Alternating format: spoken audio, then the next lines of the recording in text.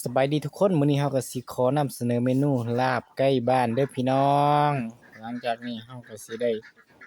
ลาบไก่บ้านก็เฮาก็ไปเซตเรียบร้อยให้แม่เพิ่นชิมเบิ่งก่อนเฮาก็สิพาไปเบิ่งขั้นตอนการเฮ็ดเลยเนาะเฮาก็สิคั่วไก่มาแล้วก็ฟักๆๆให้มันมุนๆฟักไปเรื่อยๆฟักไปเรื่อยๆพี่น้องเอ้ยฟักไปกระดูกมันเฮาก็สิบ่เอาเฮาสิเอากระดูกมันไปต้มเอาซีนมันนี่เฮาก็สิฟักจนกว่ามันจะละเอียด ให้พอดีกับลาบมันสิบ่ตอนใหญ่ปานใดดอกเด้อพี่น้องเด้อมันสิฟักไปกระดูกมันให้สิเอาไปต้มสดน้ำนะพี่น้องไปต้มใส่น้ำเป็นน้ำซุปก็สิเอามาน้ำมันลวกไก่ตัวนี้ล่ะแล้วก็สิฟักไปเรื่อยๆฟักจนกว่ามันจะแหลกละเอียดคักฟักไป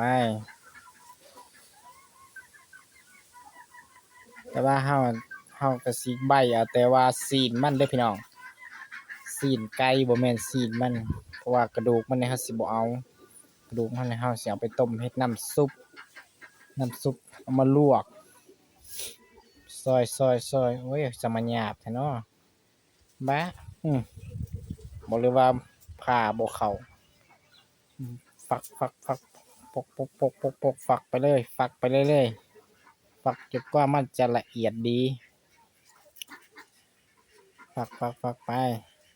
ถ้าสิบ่เฮ็ดตอนใหญ่ให้ฟักจนมันมุน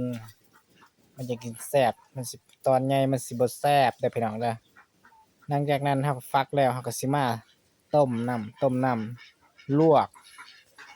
ล้างบวงสองตักบวงที่สามตักบวงที่สี่โอ้ยบวงก็จังว่าแม่นน้อยคัก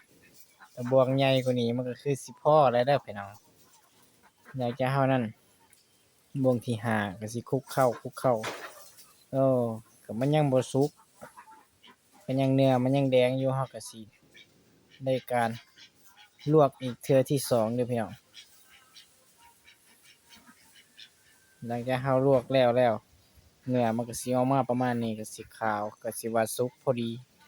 บ่สุกเกินไปแล้วก็สุกพอดีแซ่บพี่น้องซีนมันก็สิขาวๆแบบนี้โอ้ยหอมมันนี่นี่หอมมันนี่เอาก็สิมาใส่หม้อคลุกเข้าใส่เอาก็สิมาใส่เครื่องปรุงแล้วบัดนี้นี่ลงไปผักหอมลงไปหลังจากผักหอมลงแล้วเราก็สิเอา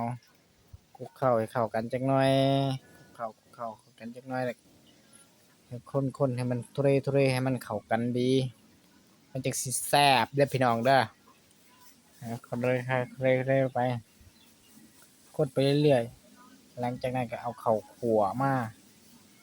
ข้าวคั่วย่างใส่น้ำก่อนจักหน่อยพอได้มีน้ำสดให้สิเป็นลาบสดแหน่จักหน่อยหลังจากนั้นเราก็สิใส่ข้าวคั่วไข่ฟ้าข้าวคั่วก็บ่ใส่หลายปานใดก็ได้พี่น้องใส่เบิดป๋องเลยมันยังหน่อยเดียวนะก็ใส่เบิดป๋องพอดีแซ่บหอมข้าวคั่วโอ้ยติหูดังถ้วยๆใส่ข้าวคั่วแล้วเราก็สิมาคนเลยให้มันเข้ากันอีกรอบเราสิใส่คนไปเทื่อละสเต็ปคนเข้าทีเดียวมันอาจจะบ่เข้าละเอียดหลังจากนั้น แล้วก็สิใส่บักพริกป่นต้องไปจี้ให้มันหอมๆไฟไหม้แหน่ใส่บักพริกป่นใส่ประมาณบ้วงหน่อยหนึ่งใส่หลายมันสิเผ็ดพี่น้องเอ้ยคนตุเรให้มันเข้ากันดีๆจากนั้นก็ก็สิตักใส่ถ้วยน้อยๆโอ้ยน้ำมันเป็นตาแซ่บปะดีนี่โอ้ยเบิ่งน้ำแดงๆบักพริกบ่แม่นน้ำแดงเดือดเด้อพี่น้องเอ้ย เอ้ยเย็นใส่เอ้ยมีบักทั่วนำหลังจากนั้นเราก็สิพร้อมเสิร์ฟนี่แหละพี่น้องว่าอาหารเที่ยงพี่น้องเอ้ยลาบไก่แล้วก็ต้มสดแล้วมีอันซุปเห็ดบักทั่วโอ้ยโคตรแซ่บพี่น้อง